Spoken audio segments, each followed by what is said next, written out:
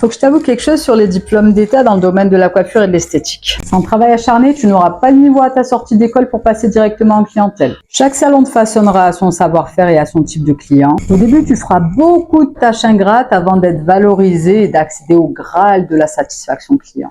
Alors d'un côté, tu as le salariat qui ne t'offrira pas de vrai plan de carrière car il y a un plafond de verre qui te limitera en salaire et en statut.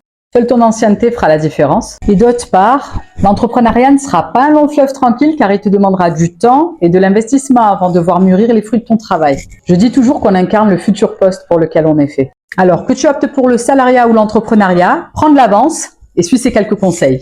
Dès le début de ton parcours, crée-toi un album photo de chaque prestation réalisée sur les modèles, tels que le maquillage, les ongles, les sourcils, les cils. Fais systématiquement des photos avant-après, même si elles sont médiocres. Tu pourras reconvertir plus tard ces photos sur les réseaux pour mettre en lumière ton savoir-faire et ton évolution. Ces photos ont beaucoup de valeur aux yeux des futurs employeurs et de tes futurs clients. Alors, crée dès maintenant ta signature artistique pour la vendre plus tard. Ensuite, investis dans des micro-formations en parallèle de ton diplôme. Car même si tu seras formé de manière globale sur tout l'univers de la beauté, tu ne seras expert dans aucun domaine. Du coup, tu seras moyen partout.